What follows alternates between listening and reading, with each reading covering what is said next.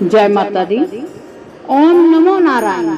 आज हम भगवान श्री विष्णु की विशेष कृपा पाने के लिए जो श्री विष्णु पुराण का पाठ चल रहा है, जिसमें हम श्री विष्णु पुराण के चौथे अंश का श्रवण कर रहे हैं। तो आज हम श्री विष्णु पुराण के चौथे अंश के 7वें अध्याय को श्रवण करेंगे और नारायण की विशेष कृपा प्राप्त करेंगे।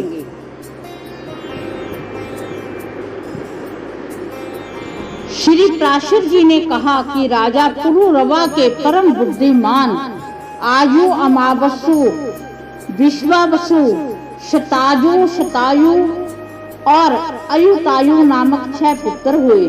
अमावसु के भीम, भीम के कांचन, कांचन के सुहोत्र और सुहोत्र के जहन नामक पुत्र हुआ, जिसने अपनी संपूर्ण यज्ञशाला को गंगा जल से अपलावित देख क्रोध के रक्तयन होकर भगवान यज्ञ पुरुष को परम समाधि के द्वारा अपने में स्थापित कर संपूर्ण गंगा जी को पी लिया था।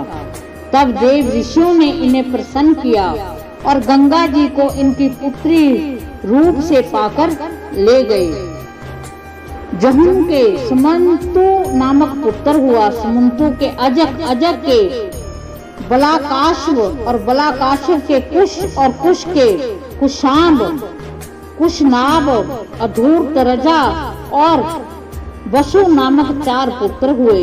उनमें से कुशाब ने इस इच्छा से कि मेरे इंद्र के समान पुत्र हो तपस्या की, उसके उग्र तप को देखकर बल में कोई अन्य मेरे समान न हो जाए, इस भय से इंद्र स्वयं ही इनका पुत्र हो गया। वह गाधी नामक पुत्र कौशिक कहलाया। गाधी ने सत्यावती नाम की कन्या को जन्म दिया। उसे भृगु पुत्र ऋचिक ने वरण किया।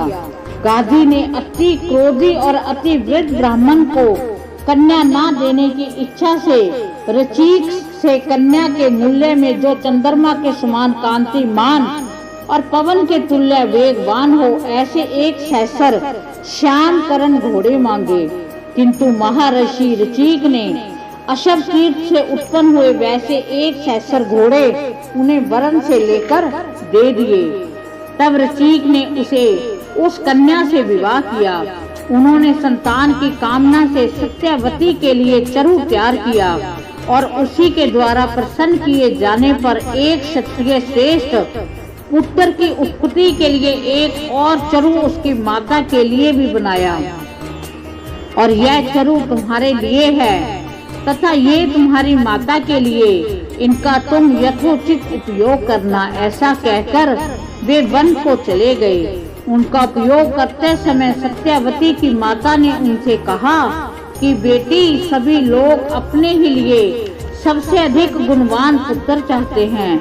अपनी पत्नी के भाई के गुणों में किसी की भी विशेष रुचि नहीं होती। अतः तू अपना चुरू तो मुझे दे दे और मेरा तू ले ले, क्योंकि मेरे पुत्र को तो संपूर्ण भूमंडल का पालन करना होगा और ब्राह्मण कुमार को तो बल, वीर्य और तथा संपत्ति आदि से लेना ही क्या है।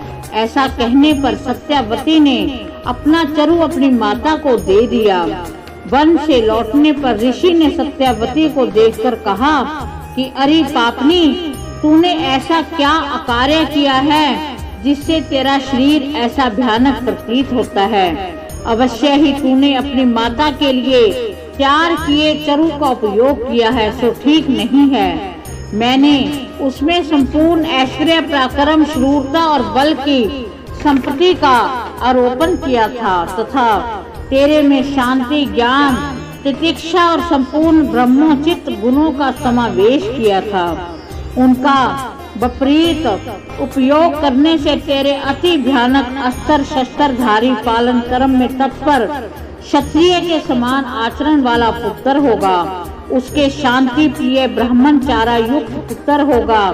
यह सुनते ही सत्यावती ने उनके चरण पकड़ लिए और प्रणाम करके कहा कि भगवान, अज्ञान से ही मैंने ऐसा किया है, अतः प्रसन्न होइए और ऐसा कीजिए जिससे मेरा पुत्र ऐसा न हो भले ही पुत्र ऐसा हो जाए। इस पर मुनि ने कहा ऐसा ही हो। तदंतर उसने जमदग्नि को जन्म दिया और उसकी माता ने विश्वामित्र को उत्पन्न किया तथा सत्यवती कौशिकी नाम की नदी हो गई। जमदग्नि ने इक्ष्वाकु कुलध्वज रेणु की कन्या रेणुका से विवाह किया। उससे जमदग्नि के संपूर्ण शक्तियों का ध्वंस करने वाले भगवान परशुराम जी उत्पन्न हुए, जो सकल लोक गुरु भगवान नारायण के अंश थे। देवताओं ने विश्वामित्र जी को भृगवंशीय शून्यशेप पुत्र रूप से दिया था। उसके पीछे उनके देवराट नामक एक पुत्र हुआ और फिर मछुछंद, धनंजय, कृतदेव, अष्टक, कच्छप और हारितक नामक और भी पुत्र हुए। उनसे अन्याय ऋषि वंशों से विवाह ने योग्य बहुत से कौशिक गोत्रीय पुत्र पौत्रादि उत्पन्न किए। इस प्रकार श्री विष्णु पुराण के चौथे अंश का 7वें अध्याय का समापन होता है। हम भगवान नारायण से, भगवान वासुदेव से प्रार्थना करते हैं कि वो हम पर अपनी विशेष कृपा भरा हाथ रखें, हमारे इस पाठ को स्वीकार करें। जो इस पाठ को सुन रहे हैं, कह रहे हैं, जिनके कानों में ये पाठ जा रहा है, सब पर भगवान वासुदेव अपनी विशेष कृपा बनाए रखें, उनके सिर पर विशेष कृपा भरा हाथ रखें। इसी के साथ जय माता दी। ओम नमो भगवते वासुदेवाय नमः।